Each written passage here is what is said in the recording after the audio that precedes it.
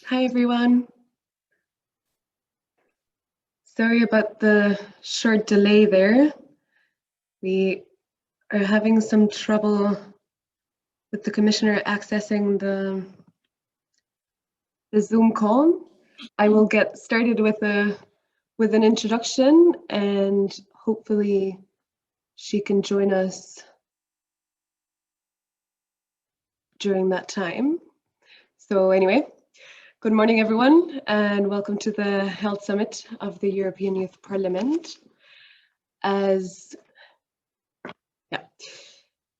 So I am Isa. I am a project manager at the international office of the EYP, and I am managing the health project that we are running this year. So as many of you know, the EYP's mission is to empower young Europeans to become open-minded, tolerant, and active citizens. And we do this by creating spaces for young people to form their opinions and exchange perspectives in the topics that interest them. This year, we had a health project running, supported by the Wellcome Trust and eHealth. And in the context of this project, we are hosting now the Health Summit, which is a series of events where we will be presenting a policy recommendations paper that was put together collectively by almost 1,000 of our members in the network. Yesterday, we hosted a presentation and kind of a general introduction to active citizenship, especially in young people, and how to amplify young people's voices in a shrinking public space. Today and tomorrow, we will be focusing on specific aspects of the paper, today on innovation. And we will be having a panel discussion with Simona Guagliardo, who's a policy analyst at the European Policy Center, focusing on EU social policies, specifically health. She has written about digitalization of healthcare and integrated care. And we will also be having Hugo Dürr, who's a long-term EYP member who has a public health background, specializing in health inequities, and is currently working at Novo Nordisk, which is a global pharmaceutical company combating diabetes, and he works there developing access strategies for digital health solutions. So before we go into the panel discussion, I would like to welcome Commissioner Mariya Gabriel, who is kindly joining us today for a few words. She is Commissioner for Innovation, Research, Culture, Education, and Youth, and was previously also Commissioner for Digital Economy and Society. So I would like to ask the Commissioner, since everyone is muted from the start, once you unmute yourself, we can get started with the keynote speech. And I would like to thank you very much for joining us today. Thank you very much for inviting me. So can I start? Okay, great. Ladies and gentlemen, dear young people, thank you very much for this opportunity.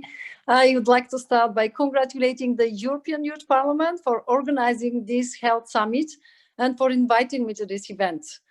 We are touching two of the topics that are dearest of the European Commission and to me personally, young people and healthcare.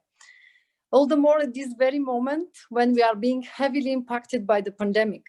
And the commitment here of younger generations is a key factor in dealing with these unprecedented circumstances and setting a path for recovery. So allow me to say now, every day, I see how young people invest their time, passion, and knowledge in making a difference for themselves, their peers, and the communities they live in. We cannot squander this investment, this trust. This is why the European Youth Parliament is such a great initiative.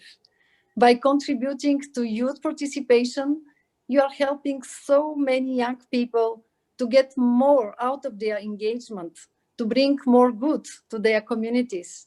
And I would like to express my gratitude to all of you making this possible. You are giving our young people a fantastic space to develop and express opinions, become positive change makers, and take an active role in our democracy. I'm very happy to see the paper, Young European Takes on Healthy Lives and Wellbeing for All. 1,000 young people coming together to express their views. I could not agree more. Europe needs more solidarity and cooperation to achieve equity in access to healthcare. We need more initiatives like this. It is paramount that young people have their voices heard in European policy making, because these decisions will affect you most of all. On our side, I would like to inform you of an initiative that I will soon launch. Rates of obesity have doubled in the last 30 years as European citizens have become too sedentary. Levels of physical activity have indeed decreased constantly over the last decade, with huge impact on the physical health of people. The COVID-19 has reminded all of us of the importance of physical activity for our mental and physical well-being. And for this reason, I decided to do a follow-up to the Tartu call for a healthy lifestyle with the new initiative, Healthy Lifestyle for All. We'll expand the scope to look at other areas in addition to health, such as innovation, sustainability, youth, skills, and other. And you can see all these topics, you know them very well, and we count on your contribution. Another important thing, the promotion of inclusive democracy, is also one of the guiding principles of the European Union's youth strategy, and I'm a strong supporter of young people's involvement in shaping society and politics in Europe. Take, for example, the European Youth Dialogue. The dialogue makes sure that the views and ideas of tens of thousands of young people across Europe are heard on a wide range of topics. For example, health. Young people showed just how much their voice matters in decision-making when devising the 11 European youth goals, the result of the European Youth Dialogue. You keep steering us in the directions that matter most to so many young people. For example, youth goal number 5, mental health and well-being, is about achieving better mental well-being and ending stigmatization of mental health issues, what demonstrates the interest of the young generation to promote social inclusion. We want to match your engagement, your trust, by ensuring that every young person can benefit from the European support and opportunities that they need. Of course, the best example is our Erasmus Plus program.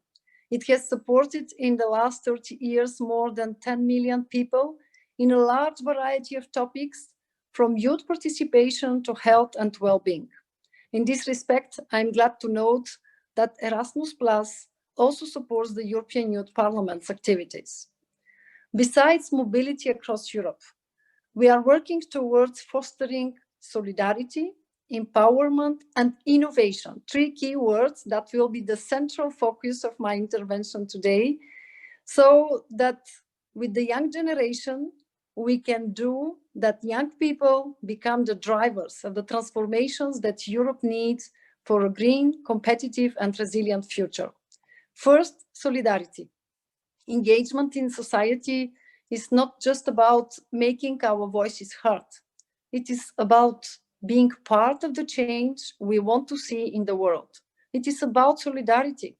On this front, we have seen great youth engagement and dedication through the European Solidarity Corps. You know this recently established program that provides opportunities for young people to engage in solidarity activities. And I must say that since 2018, we have funded more than 500 projects with around 3,000 participants involved, focusing on health and well-being. Maybe here the challenge, it will be how to popularize them, how to make more visible the best practices, because I'm not sure that in all our member states and in all our regions, people are knowing this contribution, crucial contribution coming from our young people. And now with the COVID-19 pandemic, these topics have become even more crucial. And we know that the response to this challenge will require a complex set of strategies. Young people have shown great resilience and ingenuity You are certainly a necessary part of any solution, and we are here to support you in doing so. For example, I was so proud to see that many European Solidarity Corps participants worked hard through the pandemic, providing food or medical supplies for elderly people, sewing face masks, or supporting people with disabilities. Other participants set up a telephone support line for peers suffering from loneliness during the pandemic. Second, empowerment. We need education and research to empower youngsters to address health challenges in the 21st century. Without the proper education, empowerment is not possible. Highly skilled, research-based human capital is a key factor here. And the Europe of tomorrow needs young people, young innovators and researchers to shape the transition to a better future with a greener society and a climate-neutral digital economy. This is precisely why we developed the European University Initiatives, a flagship with the European education area. You know that actually we have 41 European University Alliances with now more than 280 universities and partners involved in all our member states. What is interesting here that we really would like to change our approach. We would like to have a challenge-based approach, meaning that students work together with researchers, companies, civil society from the beginning, since the beginning, from various disciplines and countries to tackle big societal challenges, including the key health issues of our time. In the same area, you know that we have another program which is very, very positive, with a positive impact. It's our Marie Skłodowska-Curie Actions, because we would like to continue to support our excellent researchers to have collaborative research, because cooperation, coordination, collaboration is key here when we would like to tackle these kind of global challenges. And we need new knowledge, skills. We need international, interdisciplinary, and intersectorial cooperation if you would like to solve these societal challenges. Third, innovation. Over the years, European Commission has developed a number of initiatives in the framework of the Erasmus and Horizon programs to support innovation.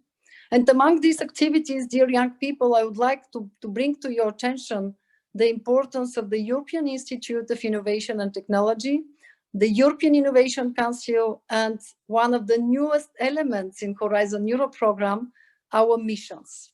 Few words. The European Institute of Innovation and Technology is supporting young university graduates in their innovation journey.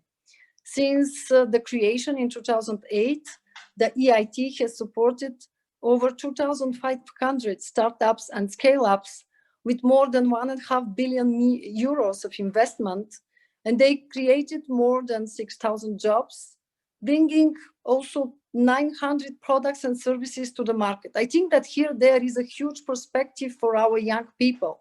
And in line with your European Youth Parliament recent policy recommendations as regards innovation in health, the European Innovation and Technology Institute Health KIC, Community of Innovation and Communication, plays a pivotal role in helping to overcome obstacles in innovation and bring new life-changing health solutions to the market. In addition, the European Innovation Council, it's one of our ambitions is really to support young innovators transitioning their ideas from the lab to the market. And I hope that together with all of you, we will transform the European Innovation Council in the one-stop shop for young innovators in Europe. Because my ambition is really that our young people, our young innovators feel that Europe is their home. But that means that we have to be flexible, we have to be quick, and we have to be there at the very critical moment when young people need this support. And the European Innovation Council has already supported more than 700 projects in the area of health. And we'll continue with this for the next period. I'm deeply convinced that young health professionals and young citizens must play a more central role in the field of research and innovation. And this is the reason that I'm so enthusiastic of the new Horizon Europe missions. Over the summer, we worked with the European Youth Forum to have input from young people like you from across Europe on what are priorities for innovation in the fields of climate change, soil health, smart and green cities, cancer, and oceans should be. For each of these 5 areas, we now have a Horizon Europe missions. These 5 missions aim to deliver solutions to some of the greatest challenges facing our world, and these missions can be only successful if the youth are fully engaged in the implementation of these missions. So, dear young people, look at the reports of these missions. There are specific recommendations concern the contribution that young people can make in order to realize them. I very much count on your energy, on your vision, on your innovative ideas. So in conclusion, ladies and gentlemen, I started this speech by praising young people's engagement and investment in society, in our communities. And I say it again, we cannot squander this investment. We must match it. This means supporting young people as they go through one of the hardest periods in recent history, one where both physical and mental health are challenged and where we need to pull together. It means providing avenues for our young to help each other and to help their communities where they see a biggest difference being made. This is how we guarantee that young people become not just active citizens in the Europe of today, but community leaders in the Europe of tomorrow. It also means providing the resources for young people to become the researchers, the innovators, the talents that we need to tackle the challenges we face. And it means investing in avenues that facilitate your projects, your initiative, and creative force. And it is in this spirit that we should look at your paper, Young European Takes on Healthy Lives and Well-being for All. And I look forward to the ensuing debate. Thank you very much. Thank you very much, Commissioner, for showcasing all the different ways in which young people can get involved in their communities and in Europe as a whole. I think we really appreciate that the European Commission and European leaders value our voices in this space, and we hope to continue to contribute in it. That is also the mission of the European Youth Parliament, and that is what we would like to achieve. I assume you might need to go now. So I would like thank you very much for joining us, and I hope you have a very lovely day and mandate. Thank you. Thanks a lot. Have a very fruitful discussions and a very useful debate. Thank you. Thank you. Bye.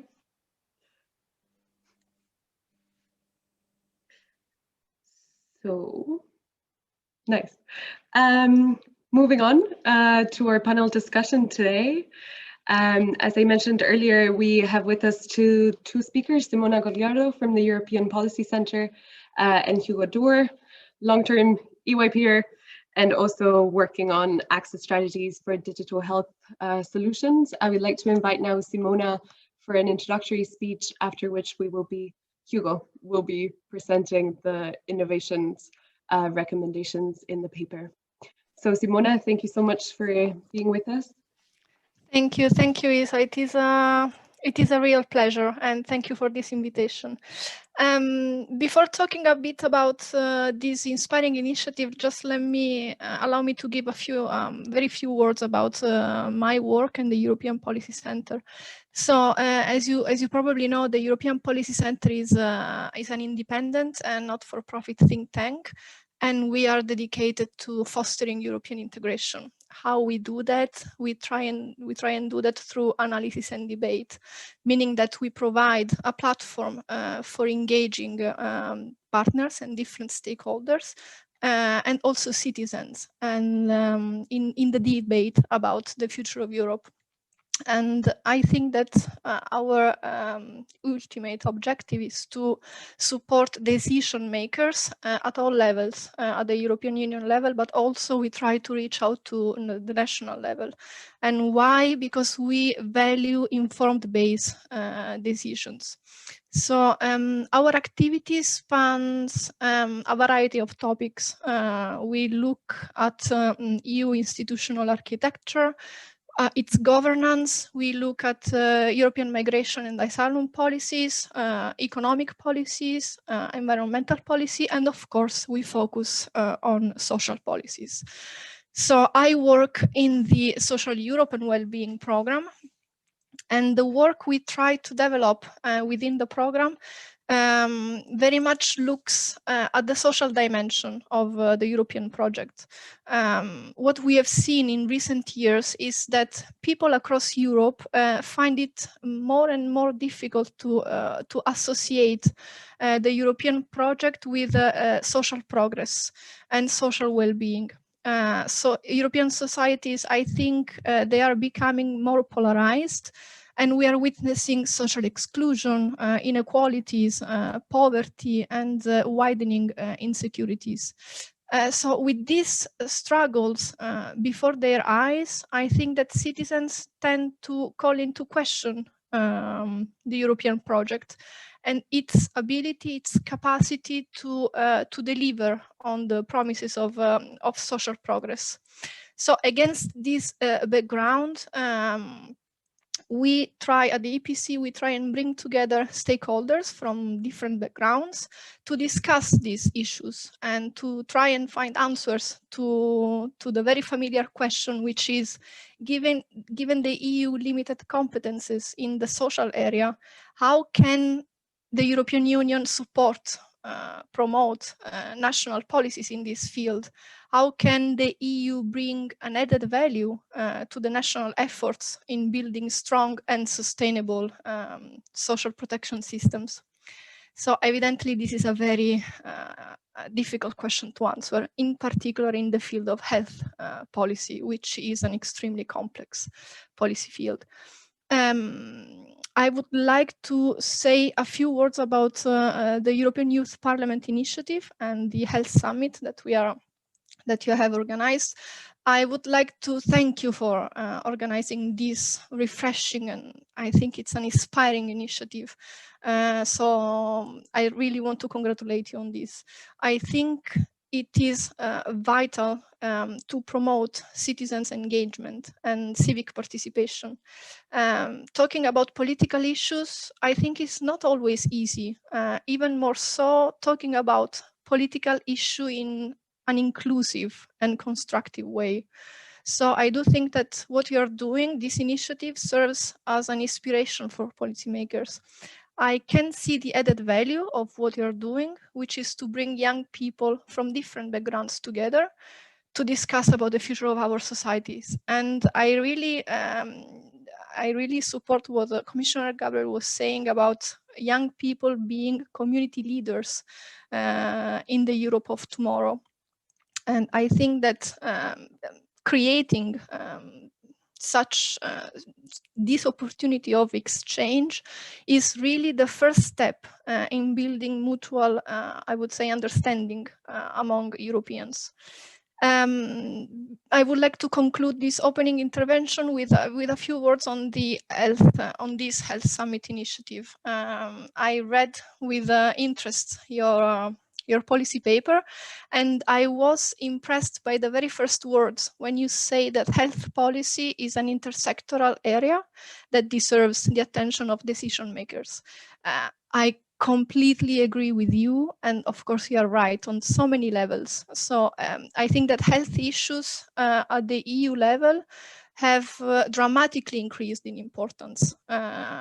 Besides fears and anxieties that this pandemic has triggered, I think it has also brought about a stronger awareness of how important good health and well-being is, both at the individual level but also at the societal level. How good health and well-being are key drivers of social and economic prosperity for our societies.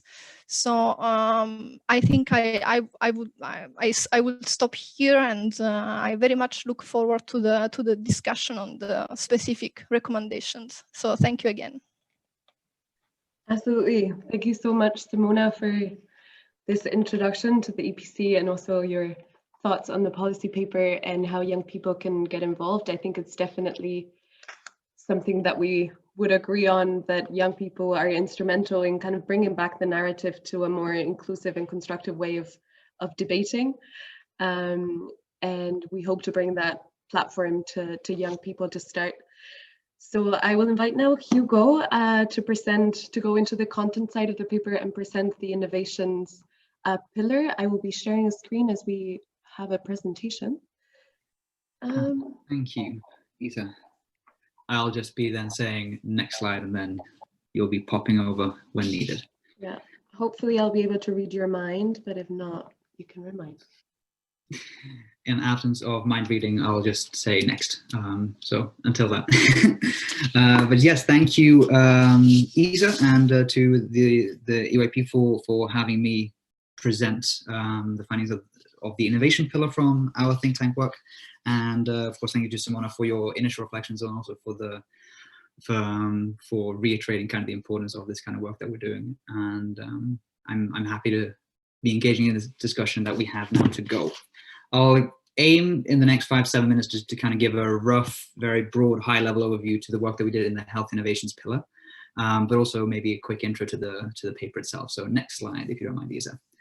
And it's funny, Simona, how you mentioned this first sentence as something that popped out to you, because that's also something that I very much enjoy. So looking at this intersectoral and utterly quintessential nature of health in all decisions of policymaking, that's kind of the premise to the paper as I understand it, that we've not only understood the value of health policy as central to all other policies, but also we saw the work of this think tank as an idea to push and professionalize our organization in having this active voice and active citizenship and raising it to decision makers more than our previous fora have allowed. So that's been one of the main premises of the paper. We can go to the next slide, Isa, just to give an intro to the 4 main areas that we have worked in the paper. So as has been mentioned, there's health governance, access to health and infectious disease, and mental health, and health innovations that we'll be talking about today. And this is also the area which I most worked on. So broadly speaking, what the paper aimed to do, knowing that each of these topics that I've just mentioned in their own right could be their own policy papers, we've been able to take a more step back and call it a holistic, broad scope, high level approach to each of these areas. So see them as direction setting and vision engaging, not only from the participants on the think tank, but also from the health events that we've had in 2020. So these are the kind of the main takeaways, the main directions that underpin and that I've seen follow through all our 4 pillars. Look at this idea, the need for supranational organizations to have the health authority, mostly seeing the normative value of organizations such as the WHO, and should be central to policymaking.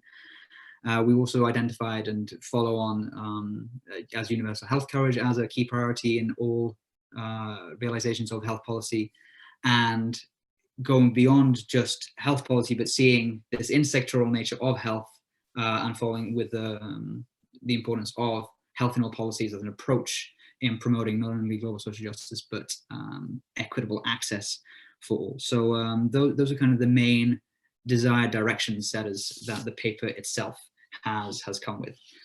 So looking to health innovations, thank you, Isa. What we have set in this section of the paper is, broadly speaking, in terms of a vision, we've understood health innovations and digital health and eHealth not as something which might happen, but as an inevitable development in the future of health systems and healthcare models, and thereby health systems need to adapt to this inevitability of this development that we're seeing. So what's important to note is that the paper doesn't emphasize how eHealth should be replacing anything, but rather as complementing to the already existing traditional face-to-face care systems that we have in place.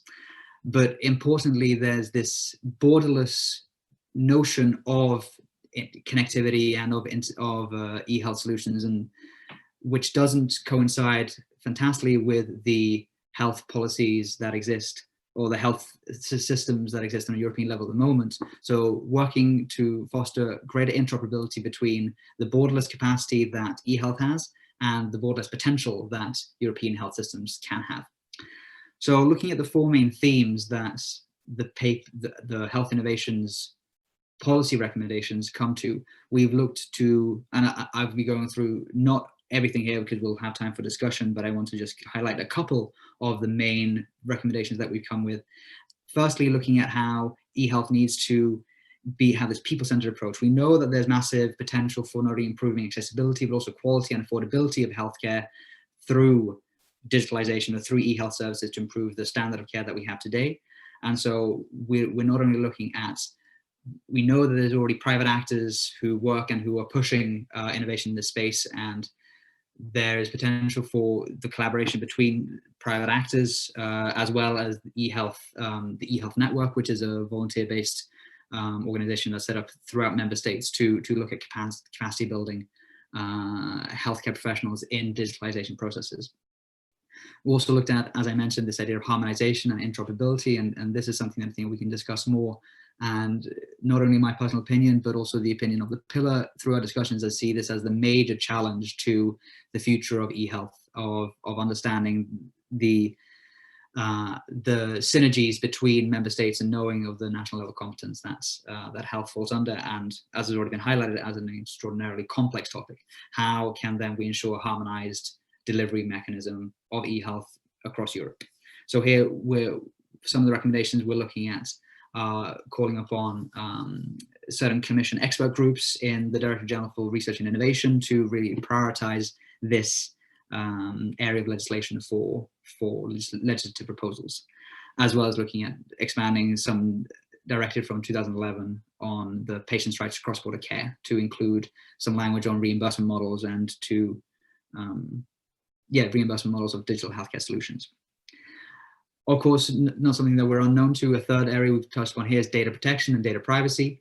And there's already a lot of work with GDPR and with existing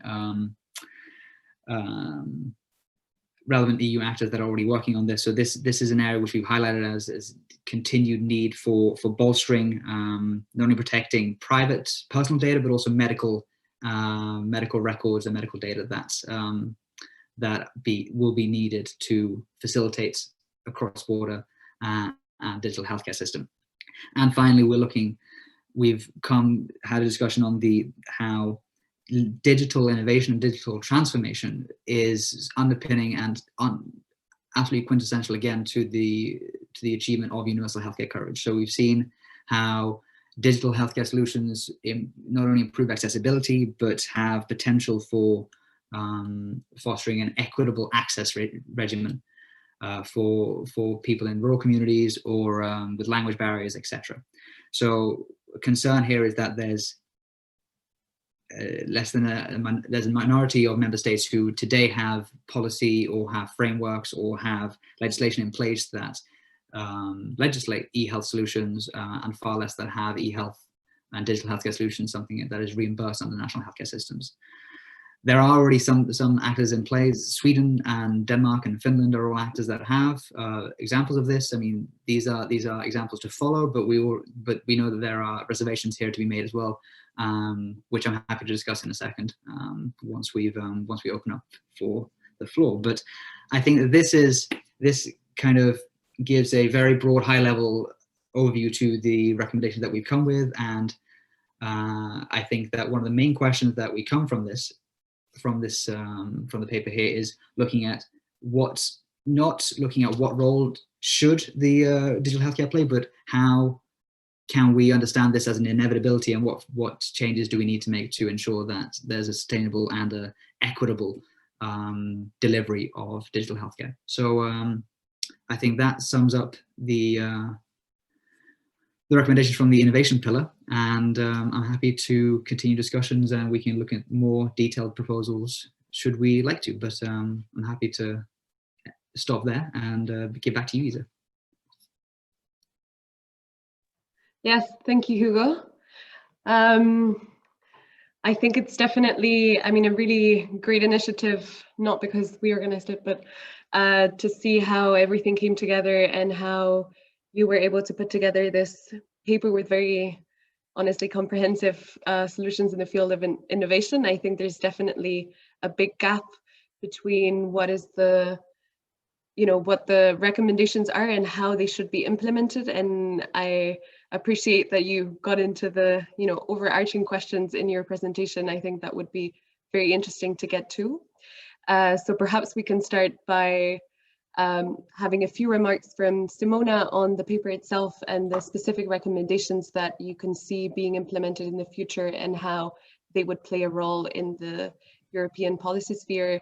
And then I'll let you have a conversation about these intricacies of digital solutions. Yeah, thank you, Isa, and thank you, Hugo, for this very comprehensive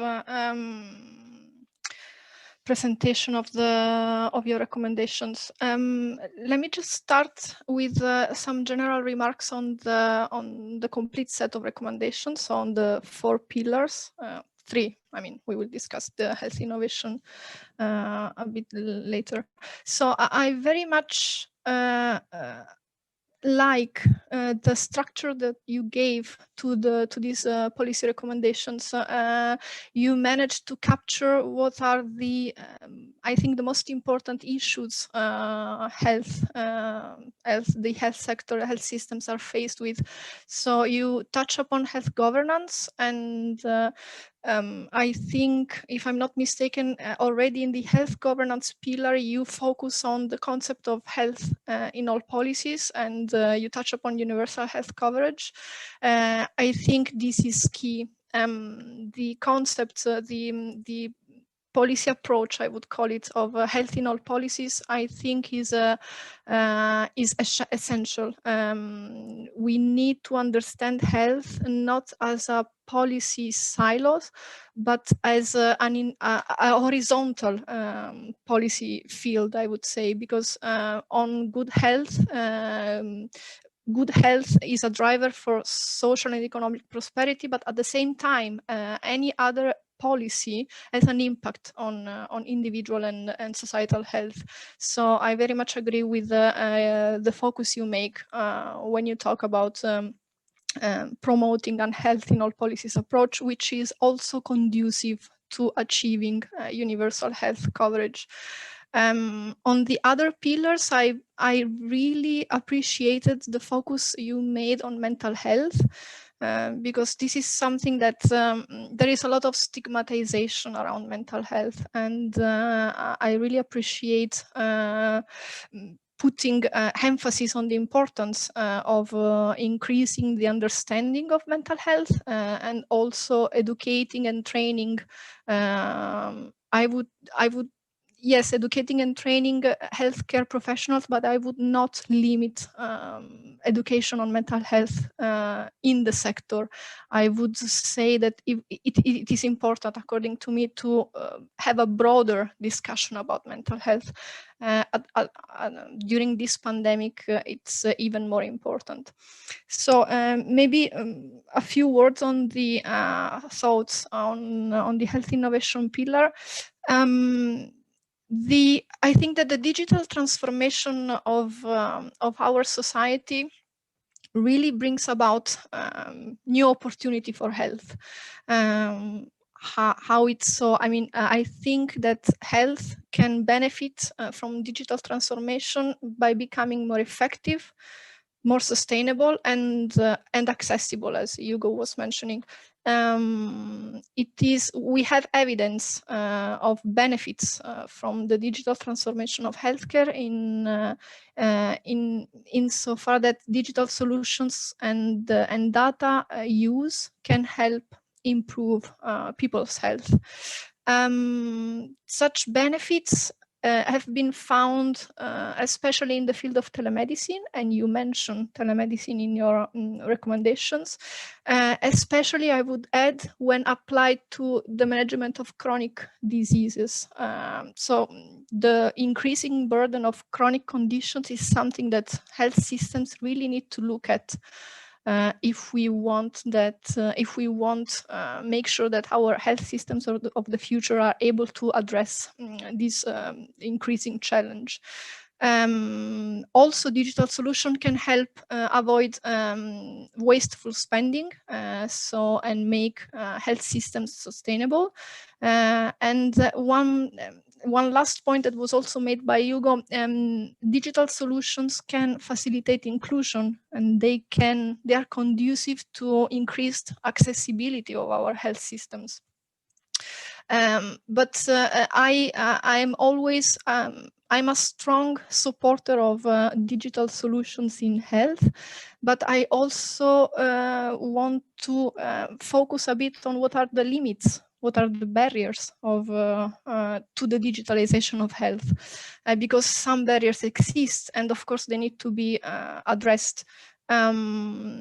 There are a few, but I would like to mention and also get your input, because you have a fresh mind when looking at these challenges, and I believe that your input is very valuable.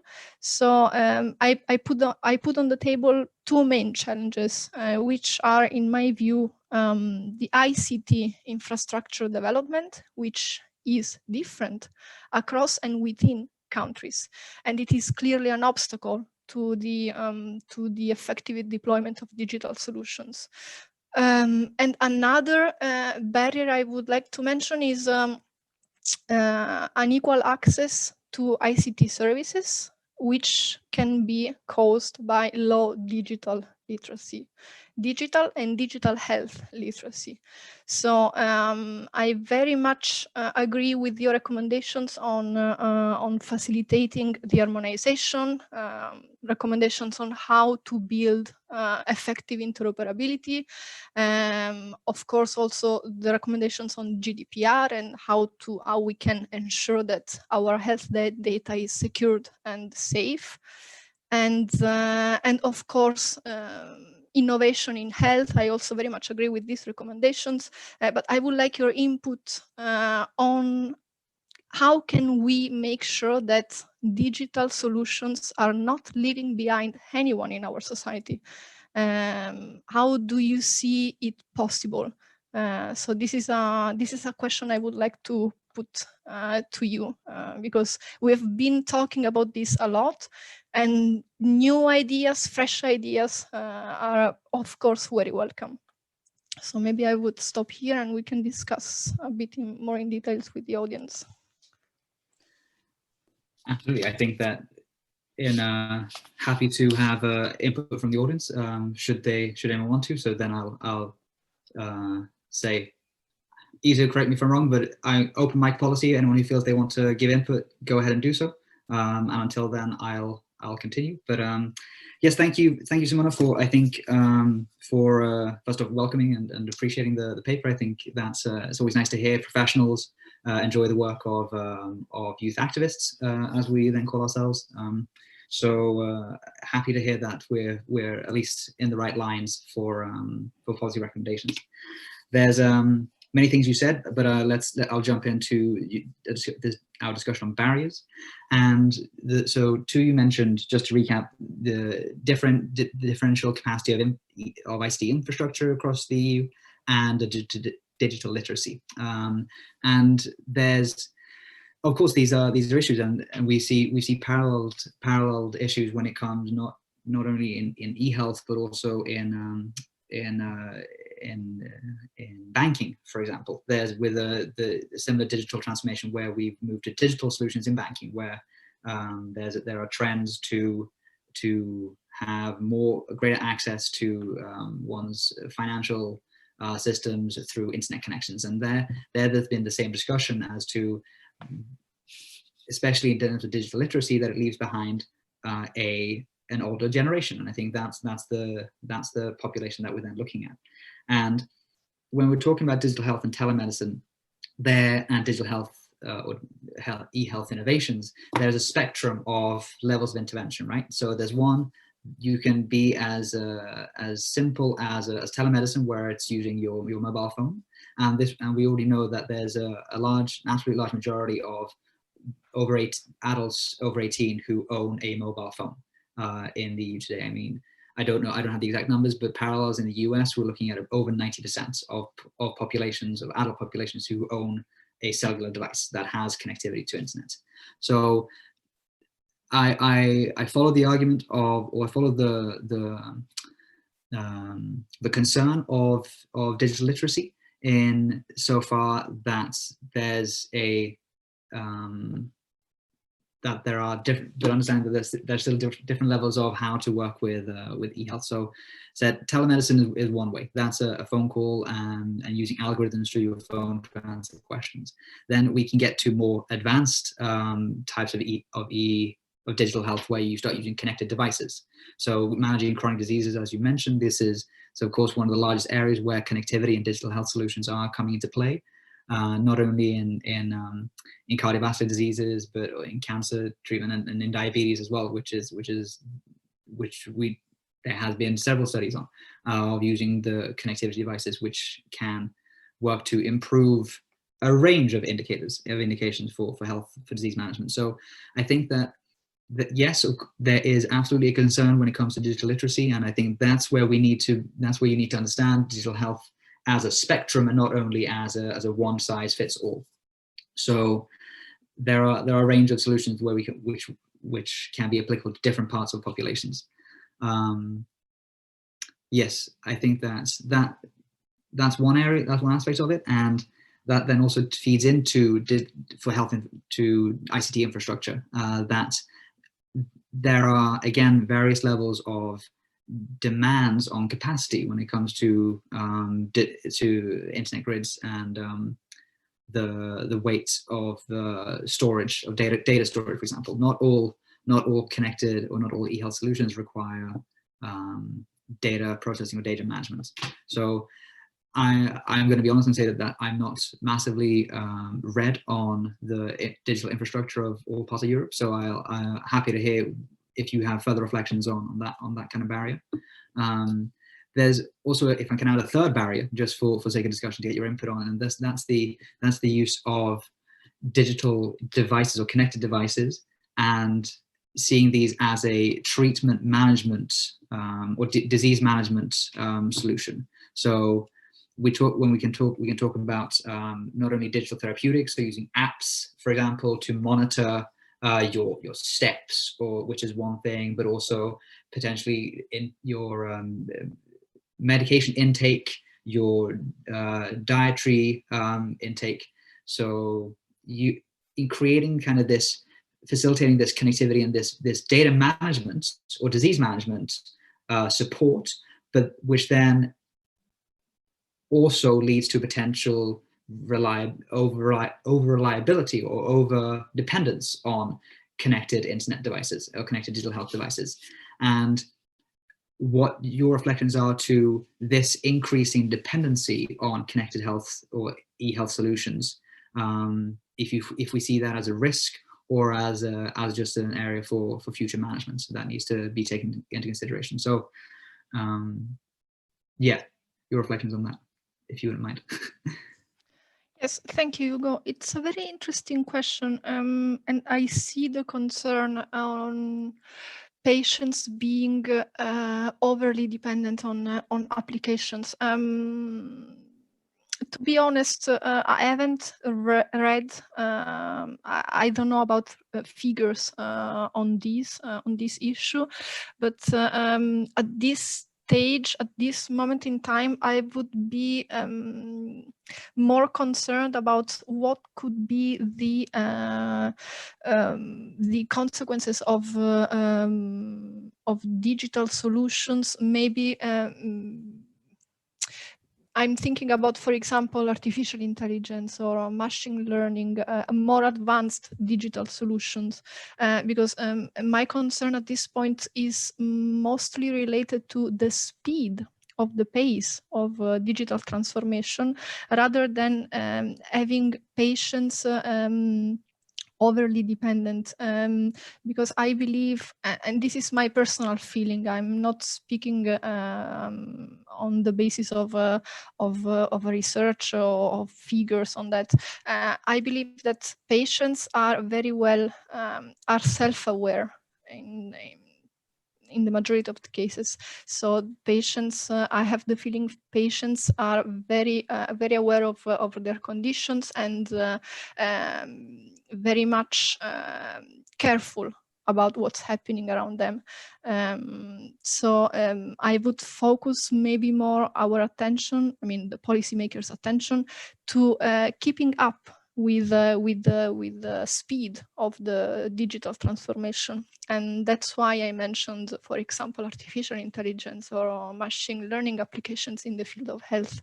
Of course, we need to make sure that, I think we need to make sure that the unique relationship between patients and healthcare professionals is maintained. So in this sense, it is crucial to have tools to improve digital literacy, but also health literacy and digital health literacy. But I would push policymakers at this point to think about what can be to think ahead, because it's, as you said, at some point you said that digital solution in health is an inevitable development. I would take a step further. I don't think it's an inevitable development. It's something that's already happening. So we should already think ahead in what's going to happen in 5 years, what's going to happen in 10 years. And then a lot of different perspectives open up. So it would be, I think it would be useful to already think today what can be the consequences of digital transformations tomorrow. If you get what I, Absolutely. Yeah, definitely. And to develop that, I mean, inevitable in the sense that it's already happening, yes, and that it will continue to pick up. This is the reality of the world we live in today, especially in Europe, and here the interesting, or the kind of the conflictual notion here of speed, which I think is something I'd like to get your input on. That is it's not only the speed of innovation or speed of development that is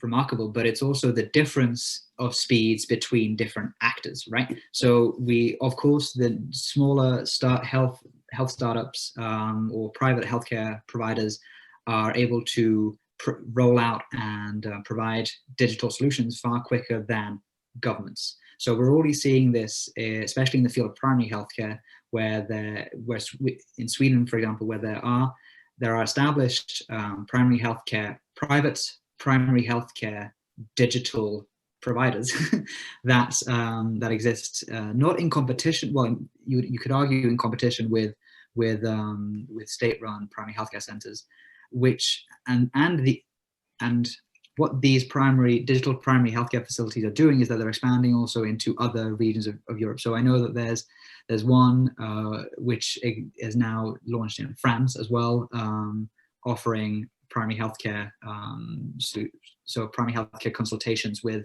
a healthcare practitioner to parts of France. That is an organization that's based in Sweden.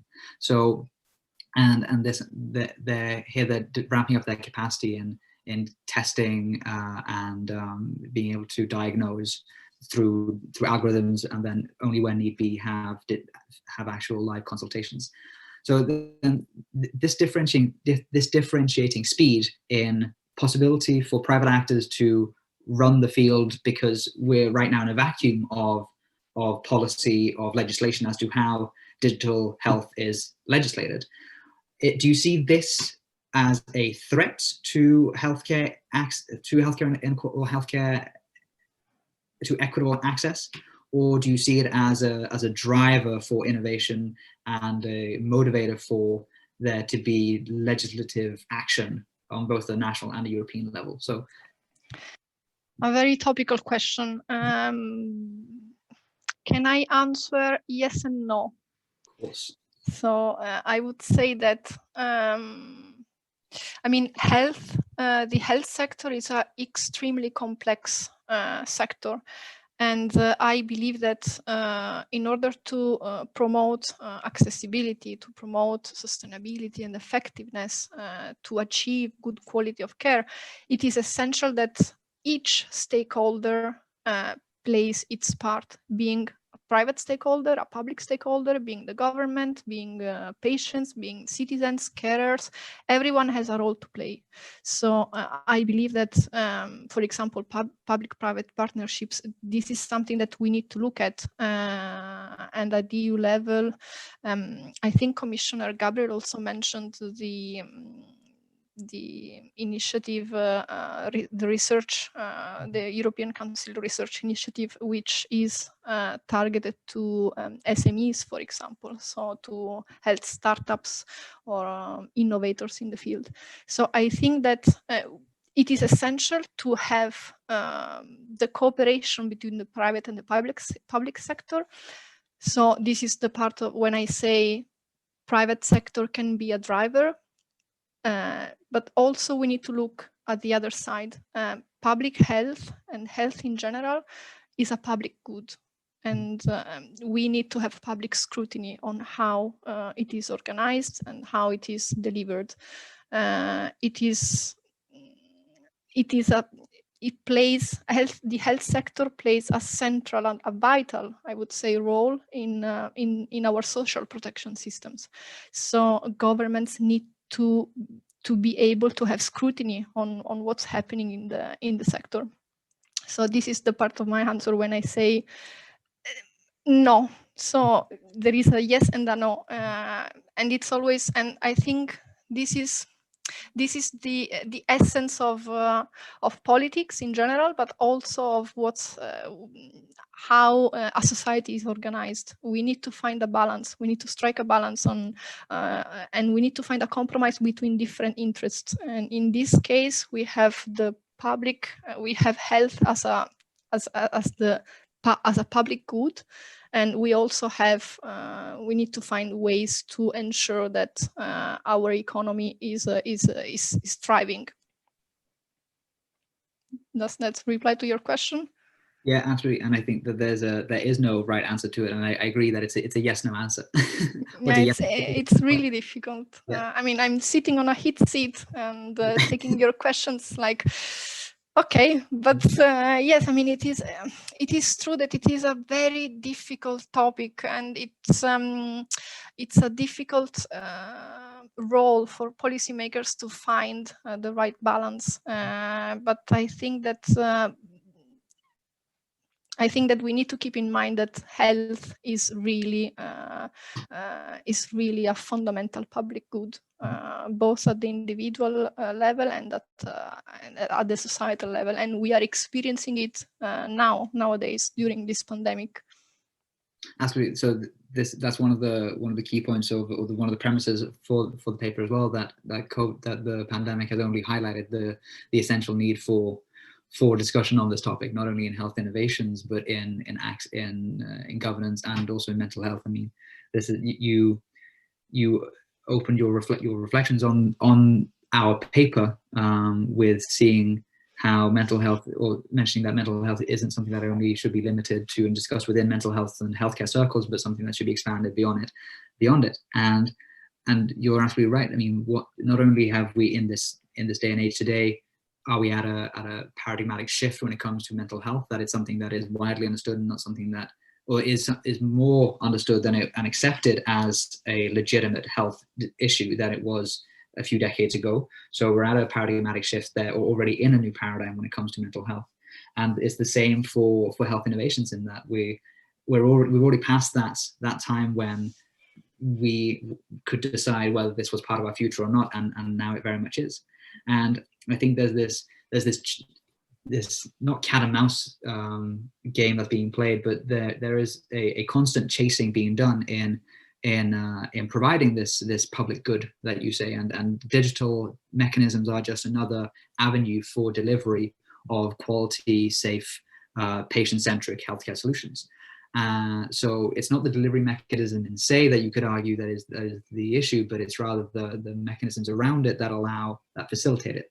And one of the issues that are oftentimes the hindrance for people to access the healthcare that they're entitled to is the idea that is the notion of what is reimbursed and what is covered by where you live, and if you have national insurance, if you have social policy or social insurance, or if it's something that's an out-of-pocket cost that you have to have, and that touches upon so many issues from our paper. Not only in that this lack of interoperability, where there is no harmonized approach to how healthcare should be, or how digital solutions should be viewed in the realm of healthcare, but that even when it is regulated, as it is in Sweden, there are major issues in that it's regulated in the same way that physical face-to-face consultations are reimbursed, which lead to very skewed and disproportionate costs between regions, or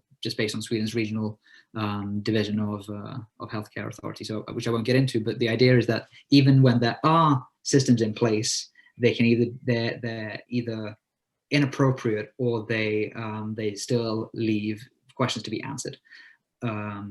So that's just a reflection that I'm having now. But that it is it's such a kaleidoscope of issues to deal with at once. And maybe to come to a concrete question in this long ramble, one of the things which I identified in the paper is this idea of interoperability being, and harmonization being, one of the central challenges that eHealth and digital health solutions face going forward.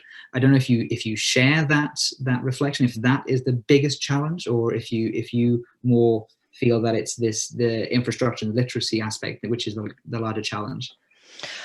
Well, Hugo, I would include this interoperability issue within the broader reflection about ICT infrastructure development.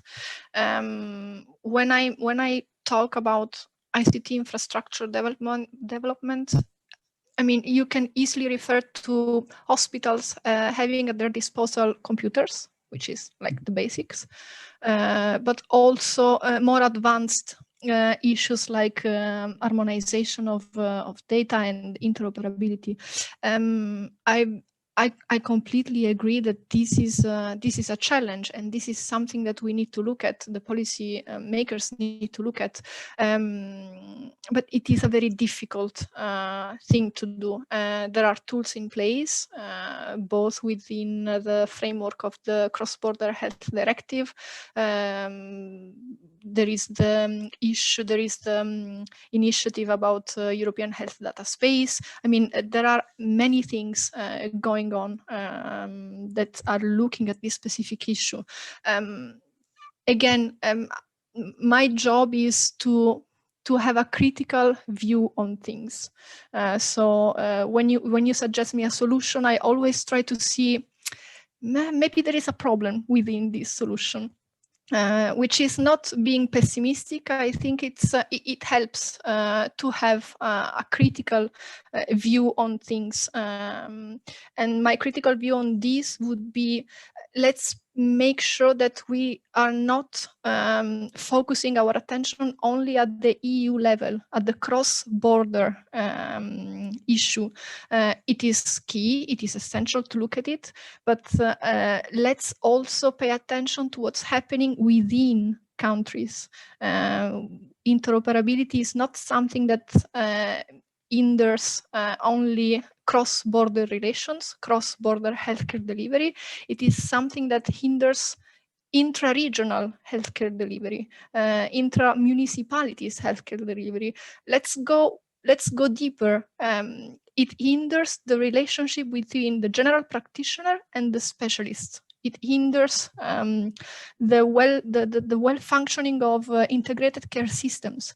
So my hope is that let's focus on the EU cross-border issues, but let's also not forget that these kind of things have a huge impact on the local delivery of health. Because when I go to the general practitioner, for example, and I receive a paper-written prescription, and let's say I lose it, and then I need, what do I do if there is no digital print of this prescription? So you see that the interoperability, and also another thing, hospital environments have their own standardizations. What if a hospital environment is not able to communicate with the primary care system? So my hope is really that we find ways to build these standards, to build these ways of communicating between different environments. But let's not forget the local environment. Definitely. Sorry, Hugo. I'm just gonna jump in here now. Yeah, I think it's definitely important to look into also, since we were talking about accessibility, what solutions would actually increase access maybe on the EU level, but increase the gap on a national level. And I think those nuances are definitely things to be taken into consideration. I wanted to jump in to invite everyone perhaps to ask a question if they have one, since we're coming to an end here. You can just jump in or raise your Zoom hand if you have a question. Oh, there is one. Era, please go ahead. Hello, my name is Sarah Bektashi and I come from Albania. Since Albania is not a part of the EU community, people are not really, they don't really know how to use digital platforms. So I have only a question. How can my country benefit from the health care digital system if they don't know how to use digital platforms? That's my question. Thank you. Thank you, Laura. Hugo or Simona, if you would like to take this question, I guess, on maybe just to clarify if I got it right, is it a question about digital literacy or access to digital platforms used at the EU level? No, I'm saying that since Albania is not that, it's not that Albanian citizens doesn't have access to digital platforms. Maybe us youth, they know how to use them, but my parents, for example, they are not really engaged on using digital platforms. So if they don't know how to use digital platforms, how can they gain access from the healthcare digital platform? Yeah, so I think it's more of a digital literacy question. Era, thank you for this question. And this is exactly what I was referring to when I was talking about making sure that digital solutions are inclusive. This is not a problem that that exists only in Albania. This is a problem that exists everywhere. So people maybe belonging to vulnerable groups or socioeconomic disadvantaged groups or the elderly population or vulnerable groups in general, they might have more difficulties in accessing digital solutions because of low digital literacy.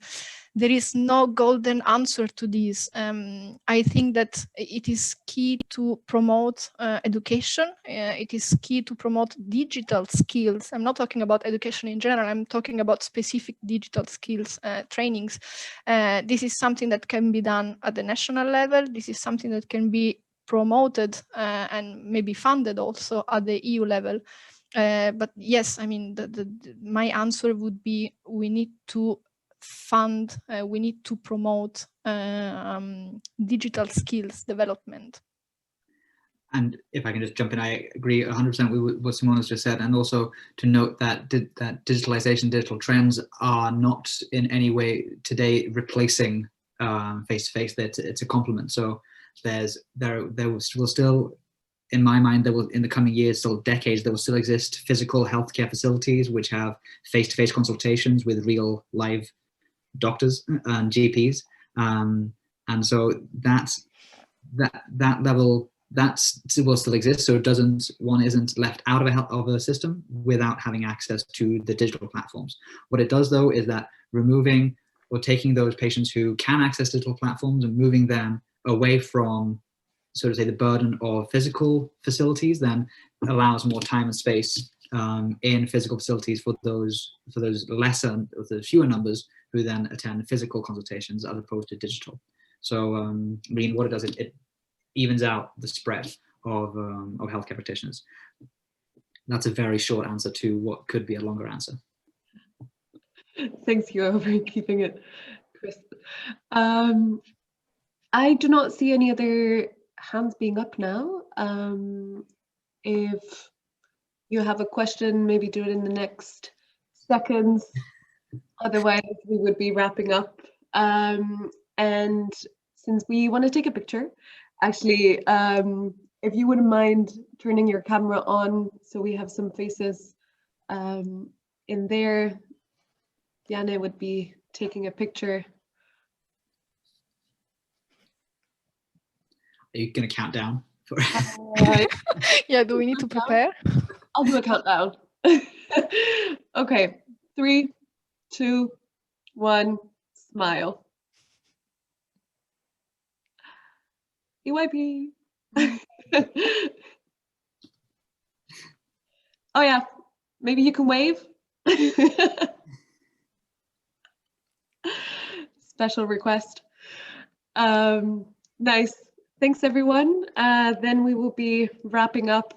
I would like to thank Hugo for the presentation, for going through all the hard work of putting it together, and also your previous work at the think tank, kind of collating everything that that came from the event. Has definitely been super interesting to go through it. And thank you, Simona, for your perspectives on how all these solutions can be implemented. I think it's definitely, I mean, there's a lot of questions that have arisen from this event, and I can only hope that, you know, we can move forward in implementing them, and that young people would be a part of that transformation.